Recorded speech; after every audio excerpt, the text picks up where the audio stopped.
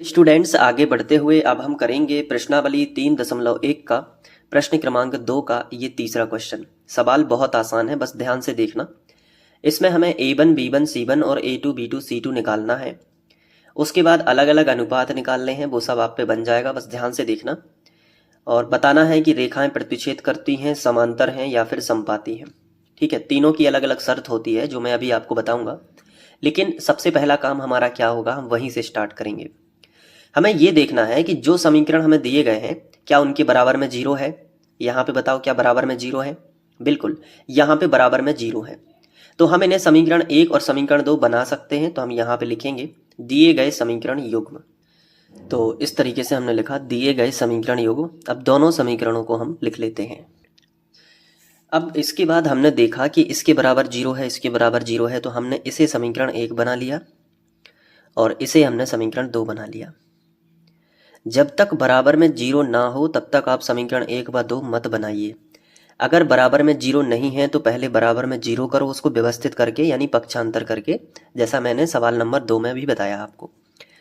अब इसके बाद आपको क्या करना है कि जो समीकरण 1 और 2 दिए गए हैं इनकी तुलना करनी है। तो यहाँ पे आप एक जो भाषा है वो आप हर सवाल में लगभग लिख रहे हो, जो है समीकरण 1 व 2 की तुलना। समीकरण 1 व 2 की तुलना किससे करोगे? व्यापक समीकरण क्या होते हैं? a1x धन b1y धन c1 बराबर 0 तथा a2x धन b2y धन c2 बराबर 0 से करने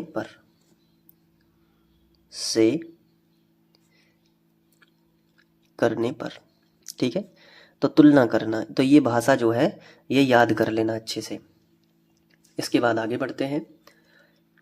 तो पहला मान जो है वो a1 मिलेगा। तो पहले समीकरण में जो x के आगे लिखा रहता है वो a1 कहलाता है। a1 कितना है? 6। फिर कॉमा लगा लेना। फिर b1 मिलेगा। तो पहले समीकरण में जो y के आगे लिखा रहता है चिन्ह सहित लिखना है, -3। इसके बाद c1 जो है वो आपको पहले ही समीकरण में जो सबसे आखिरी में जो संख्या लिखी होती है चिन्ह सहित लिख लेना है। तो 10, चिन्ह अगर नहीं लगा रहे हैं तो प्लस का माना ही जाता है। अब इसी तरीके से ऊपर के समीकरण से सब बन वाले मिलेंगे, यानी a1 b1 और c1। नीचे वाले समीकरण से आपको 2 वाले मिल जाएंगे। तो a2 2 हो जाएगा। b2 निकाल लेते हैं। तो b2 कितना होगा? देखो y के आगे कुछ भी नहीं लिखा है तो 1 माना जाता है, तो -1। तो माइनस तो लगा था ना पहले से, तो माइनस और 1 हम गुणांक माना जाता है। और c2 कितना हो जाएगा? तो c2 है प्लस के 9, तो 9 ही लिख लेते हैं, प्लस माना जाता है। तो ये हमने a1 b1 c1 और a2 b2 c2 के मान निकाल दिए। अब क्या करना है? अब हम a1 बटे a2 अलग निकालेंगे, b1 बटे b2 अलग निकालेंगे और c1 बटे c2 अलग निकालेंगे। तो पहले a1 बटे a2 निकाल देना, बराबर a1 का मान कितना है? 6, तो 6 लिख लो, बटे a2 का मान कितना है? 2, तो 2 लिख लो। क्या 2 से 6 कट रहे हैं? क्या कैंसिल हो रहे हैं? बिल्कुल, 2 एकम 2, 2 तिया 6, तो 3 बटे 1। ठीक है, एक बार कटेगा ना, 2 एकम 2, 2 तिया 6, 3 बटे 1 आएगा। किसी भी संख्या के बटे में 1 हो तो वो संख्या ही है, बटे में 1 माना जाता है। तो हम 3 भी लिख सकते हैं, 3 बटे 1 को हम 3 लिख सकते हैं। यानी कि a1 बटे a2 का जो मान है वो कितना आया है? 3 आया है। अब हम b1 बटे b2 निकाल देते हैं, बराबर b1 कितना है? -3, तो हमने यहाँ पे रखा -3, बटे b2 कितना है? -1, तो हमने -1 रख लिया। ठीक है, अब देखो माइनस से माइनस कट गया ऊपर और नीचे का, तो क्या बचा? 3 बटे 1। और किसी भी संख्या के बटे में 1 है तो वो संख्या ही आती है, यानी 3 आ गया।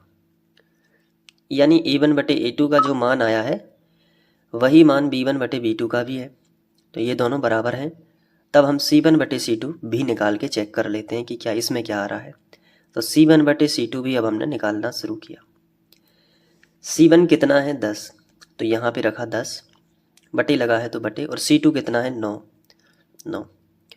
अब ये दोनों कटते नहीं हैं तो ये इतने ही रहेंगे।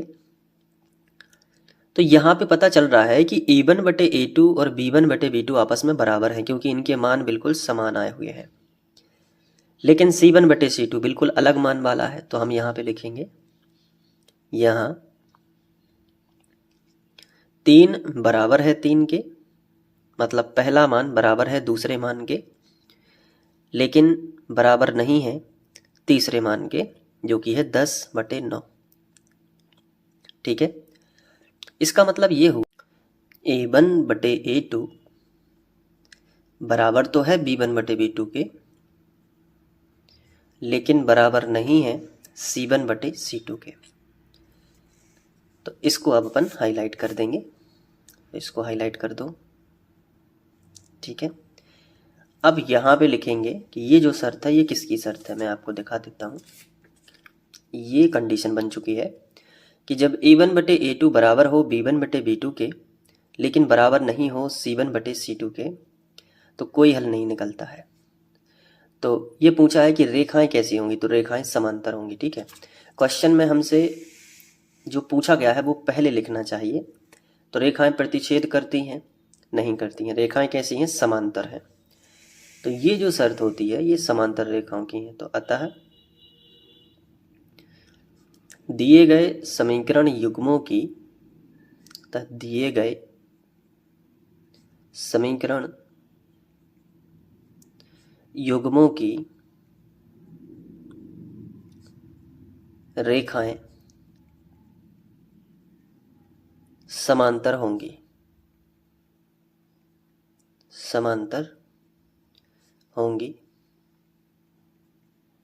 ठीक है, और जब समांतर होती हैं तो इनका कोई भी हल नहीं होगा, तो लिखेंगे इनका कोई हल नहीं होगा। हम लिख सकते हैं, बाकी यहाँ तक भी आप लिखोगे तो भी सही है, बाकी पता है जानकारी तो आप लिख सकते हो कि इनका कोई हल नहीं होगा। और ये रेखाएं कभी टकराएंगी नहीं, तो असंगत भी है। कैसी हैं, असंगत। तो ये 3 चीज़ें हमें पता चल जाती है और यही हमारा आंसर आ जाएगा। तो आप इसको अच्छे से नोट कर लेना आप। ठीक है, यहाँ से नोट करो, इसके बाद यहाँ पे, फिर इसके बाद यहाँ। तो उम्मीद है कि समझ में आ गया होगा। अब इसके बाद जो है अगला क्वेश्चन करेंगे हम, और बाकी के वीडियोस आपको प्लेलिस्ट में मिल जाएंगे, तो आप वहाँ से अध्ययन कर सकते हैं। Thank you.